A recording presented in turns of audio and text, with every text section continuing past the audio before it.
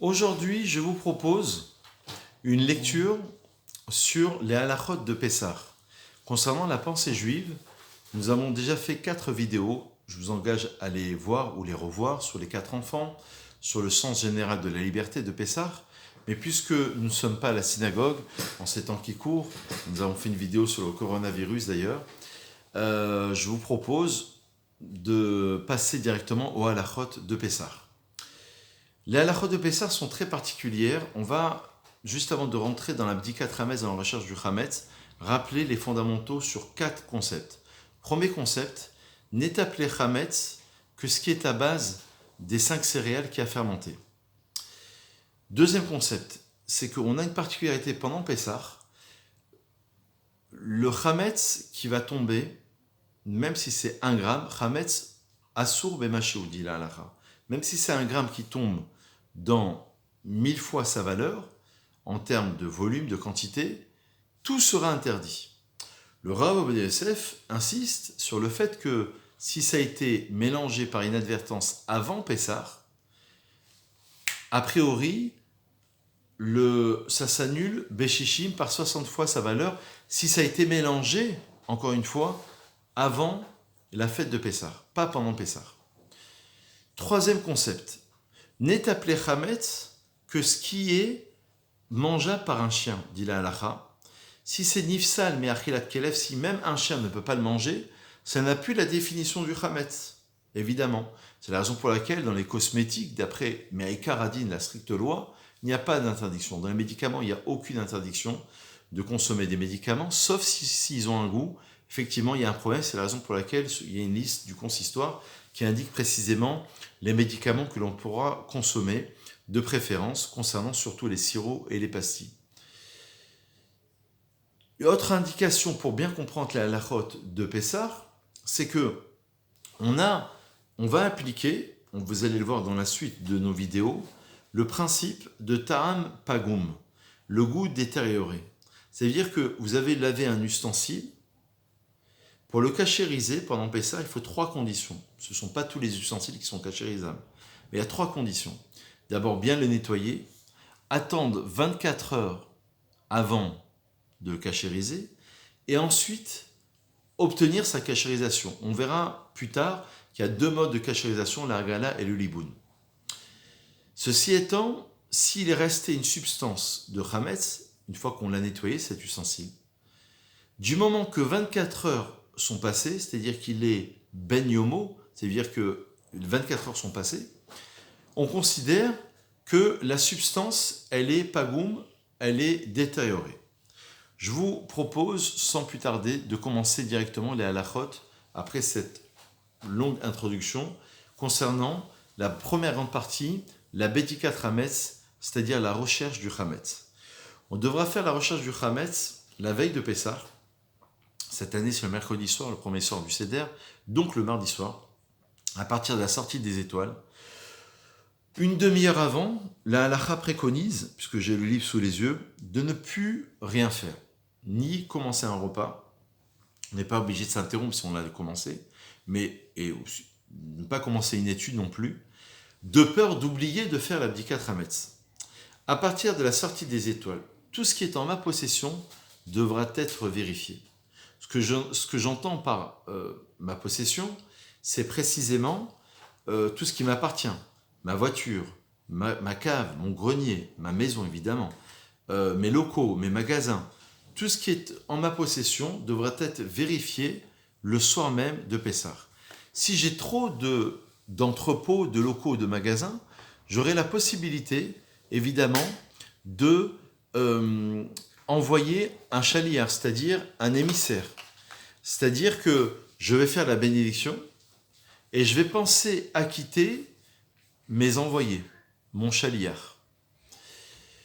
Il faudra prendre une bougie pour aller dans les coins et les recoins, de ne pas vérifier, on va dire, trop rapidement, trop sommairement en quelques minutes. Il faut prendre le temps.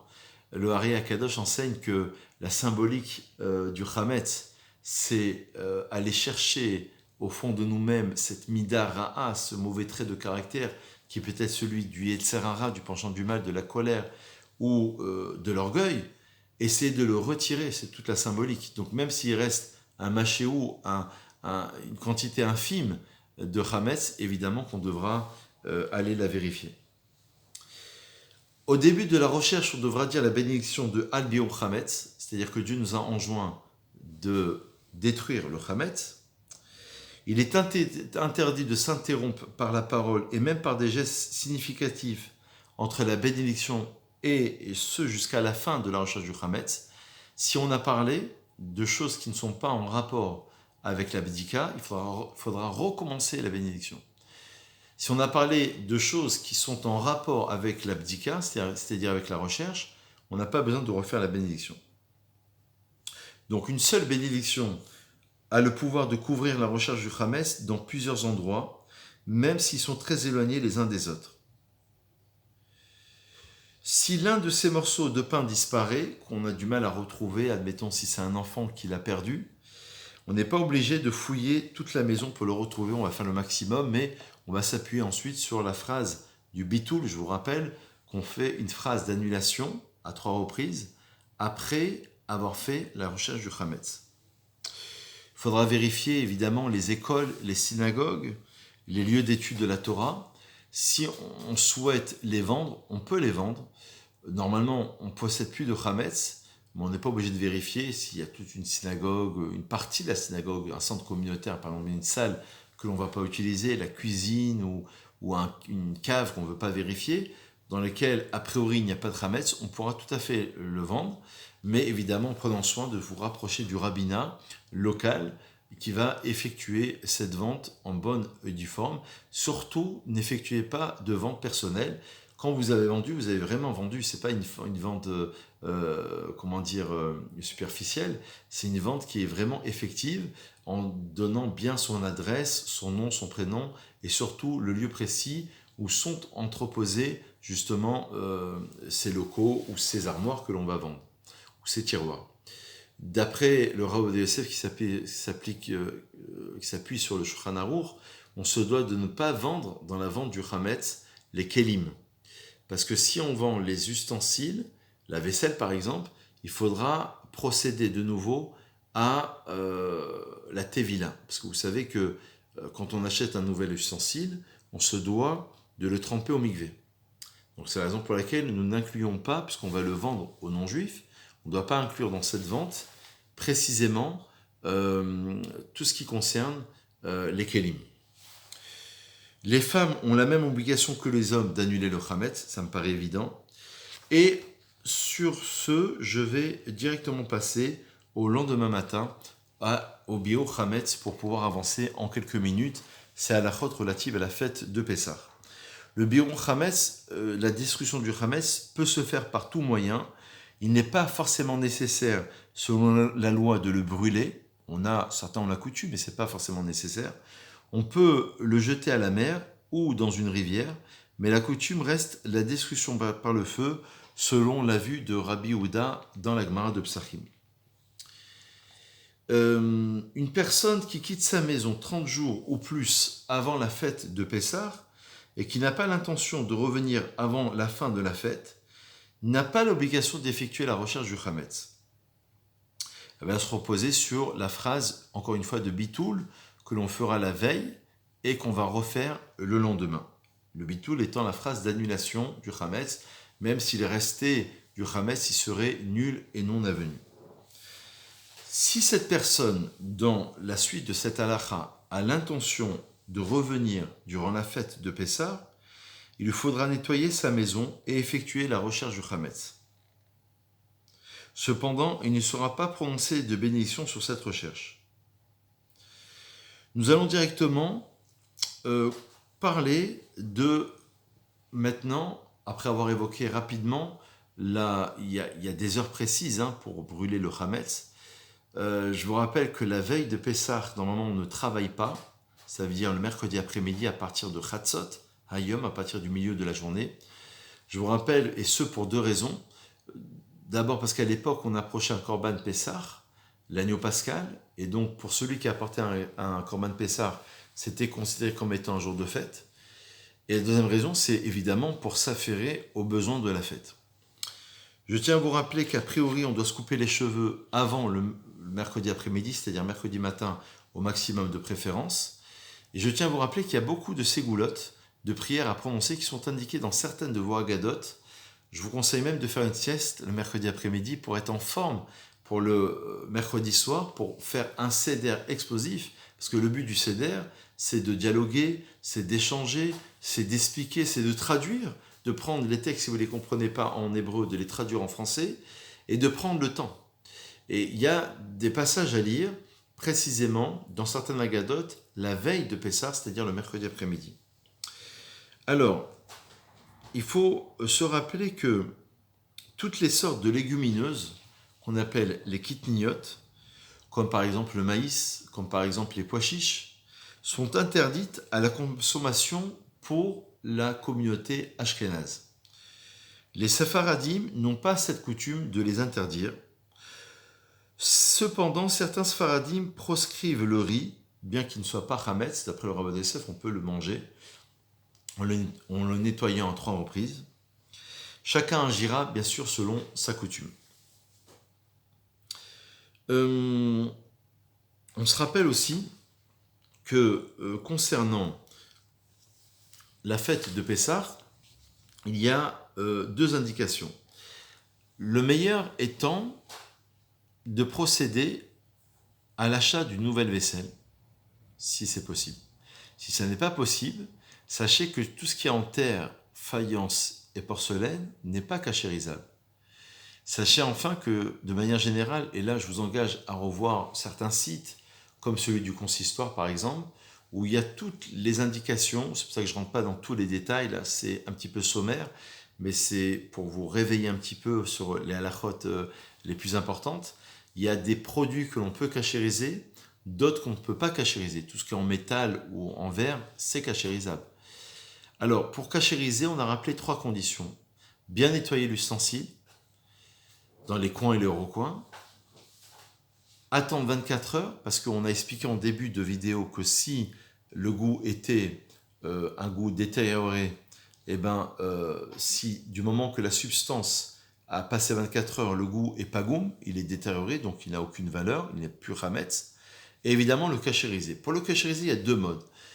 Kebolro, karpolto dit la halacha. De la même manière qu'il a absorbé le hametz, si c'est par du liquide, il va devoir le sortir par un liquide. La hagala, c'est le fait de mettre sa marmite à rabord et donc à ébullition. C'est la hagala, ça veut dire mettre à ébullition, et de mettre un élément chaud, porté au rouge, porté au feu, par exemple un couteau, que l'on va mettre à l'intérieur qui va faire déborder cette marmite, elle devient désormais cachère. Puisque ça va aller dans les parois extérieures. À partir du moment où elle est cachérisée, vous pouvez mettre votre vaisselle à l'intérieur pour cachériser et la retirer avec un ustensile un peu plus long. On peut cachériser en 2 fois, c'est pas comme dans le mikvé. Le mikvé, normalement, l'ustensile doit être immergé, d'ailleurs comme une personne, une femme ou un homme qui va surtout pour les femmes, dans la halachot nida, lorsqu'on va se tremper, on va s'immerger, il faudra s'immerger totalement. Il ne faudra pas qu'une partie des cheveux, par exemple, puisse être à l'extérieur de l'eau. Par contre, pour la gala, si l'ustensile est très grand et que ma marmite est beaucoup plus petite, on peut cachériser une partie, ensuite une seconde partie. Il n'y a pas de bénédiction. Tout ceci, on doit le faire avant Pessah, évidemment, avant mercredi matin, c'est-à-dire avant la 4e ou 5e heure. Je tiens à vous rappeler que dans vos calendriers, il y a les indications des heures de fin de consommation du hametz, donc renseignez-vous. On envoie des mails de toute manière sur ma communauté. Il y a aussi la fin du hametz concernant le fait de ne plus en manger, de ne plus en tirer profit. Donc la fin de la 4e heure, ensuite la fin de la 5e heure, et après c'est carrément Minatora à partir de la fin de la 6e heure. Je tiens à vous rappeler qu'il faudra bien remplir aussi sa vente de hametz, qui est une vente de hametz extrêmement importante, qui n'est pas fictive, mais qui est vraiment effective. Et enfin, je vais, en quelques minutes, il nous reste vraiment 3-4 minutes, vous exposer très rapidement les halachot relatives au seder. Le seder, il y a 15 étapes. Alors, il y a deux principes essentiels. Premier principe, c'est qu'il faudra boire, il y a plusieurs vues dans la halachot, mais on va retenir la vue, celle du Rav Yosef, la plus connue, on va dire, et la plus appliquée aujourd'hui. On considère que le révérite, c'est 8,6 centilitres. Normalement, on doit boire les 4 coupes de vin, puisqu'elle rappelle, ces 4 coupes de vin, les 4 langages de délivrance, accoudé sur le côté gauche, mais en étant vraiment bien accoudé, pas juste en posant la main comme cela, pour montrer Siman Cherut, le signe d'être libéré. Il faudra boire ces coupes de vin ou de jus de raisin, si on ne supporte pas le vin, de 8,6 centilitres. Si on ne peut pas, quelqu'un est malade ou quelqu'un est indisposé, il pourra boire, d'après la halacha, c'est un peu le Bediavad, mais il peut s'appuyer sur cette thèse, le Rov Révéite, c'est-à-dire au moins 4,4 centilitres. Et ce sont des conditions essentielles, sinon on n'a pas rempli son obligation. Quand on fait la bracha sur le kiddush, dans le Shechian, on pense tout acquitter. La première étape, c'est celle du Kadesh, du kiddush. On pense acquitter le deuxième verre de vin, que l'on boira plus tard. Après le Birkat Hamazon, on boira la troisième coupe, et dans la bracha de Poré Geffen, on pensera acquitter la quatrième coupe de vin ou de jus de raisin. Ainsi en est-il concernant la achilat matzah. Alors là, dernière concentration, je sais qu'il y a beaucoup d'halachot, mais essayez de réécouter ces principes et de prendre tous les détails qu'on n'a pas évoqués et d'essayer d'aller voir sur les sites que j'ai indiqués tout à l'heure, beaucoup de sites comme Torah Box, comme le Consistoire, qui est un site justement à revoir tous les détails qui ne sont peut-être pas mentionnés ici. La liste, évidemment, n'est pas exhaustive parce qu'il nous faudrait quelques heures pour tout expliquer. Mais retenez qu'on ne remplit son obligation les 2 soirs de Pessah, que la mitzvah minatora, c'est de manger la matzah. Qu'à partir du moment où on s'est accoudé réellement, encore une fois, bien comme il faut sur le côté gauche, on a mangé dans un temps qui s'appelle Kedé Achilat Pras. Il y a 3 vues dans la halacha, ou 4 vues. Il y en a qui pensent que c'est 2 minutes, 4 minutes, 7 ou 9 minutes. La halacha qui est retenue, c'est 4 minutes. On va essayer de manger 2 kazaït, un pour achilat matzah, un pour le motzi, un pour le matzah, ce qui fait déjà 60 grammes. Donc pour chacun en 4 minutes. Ensuite, on va manger un 3e kazaït de matzah. Et c'est pas juste un petit morceau de matzah. A priori, on prend d'ailleurs la matzah shmura, je ne l'ai pas encore rappelé, la matzah qui est mishat, qui est tsira. Depuis la moisson, on a fait attention qu'on l'a moissonnée, les chais mitzvah en vue de la mitzvah. Avodatiat, ça veut dire qu'elle a été travaillée à la main. Et on a fait attention qu'elle n'était pas en contact, que le blé n'était pas en contact avec de l'eau. Ça, c'est la vraie mitzvah. Il y en a même, dans certaines coutumes, certaines obédiences, qui la prennent pendant toute la fête de Pessah. Ce n'est pas obligatoire. D'après la halacha des Sfaradim, ce qui est obligatoire, c'est surtout les 2 soirs de Pessah. Donc on se rappelle qu'on va manger un kazaït de matzah en étant accoudé, pour rappeler la liberté, pour le motzi, un 2e pour la matzah, un 3e pour le korer, rappelez-vous, le sandwich, mélangé avec le maror et le charoset, et un 4e, c'est pour ça qu'il ne faudra pas trop manger pour le repas, manger une salade ou 2 avec un petit morceau de viande pour faire la mitzvah. La mitzvah du repas, c'est le seder. C'est ça ce qu'il faut retenir. Et un 4e avant Chassot Halayla, avant à peu près minuit et demi ou 1h moins le quart du matin, le passage de l'afikoman qui vient rappeler justement le sacrifice. Voilà 4 kazaïs de matzah. Je tiens à vous rappeler que il est très important de faire participer chaque enfant, de faire participer chaque convive, que chacun prenne sa place. Et il y a un autre kazaï de matzah que l'on devra prendre sans être accoudé parce qu'il rappelle l'amertume, c'est évidemment le maror. Le maror, les laitues que l'on va prendre, il faudra bien les vérifier au passage pour ne pas qu'il y ait un risque de tolaïm. Première étape, donc c'est le kadesh. Deuxième étape, on se lave les mains, puisqu'on va consommer le céleri moins d'un kazaït, c'est ce qu'on appelle le karpas. Yachatz, on va couper la matzah du milieu et on la brise en 2 morceaux. Les kabbalistes font un dalet et un vav, qui forment les deux un hé. Il y a des commentaires plus approfondis. Le but est de souligner la dimension de dépouillement existant dans la matzah. C'est le Yachatz. Maguid, on raconte la Haggadah. On va chanter le fameux Manishtana. Le Rortza, on va se laver les mains pour faire Motzi Matzah, on l'a déjà indiqué à l'instant. On se rappelle que on utilisera de la matzah shmura fabriquée à la main, c'est-à-dire de la matzah dont le processus d'élaboration est surveillé a priori depuis la moisson du blé.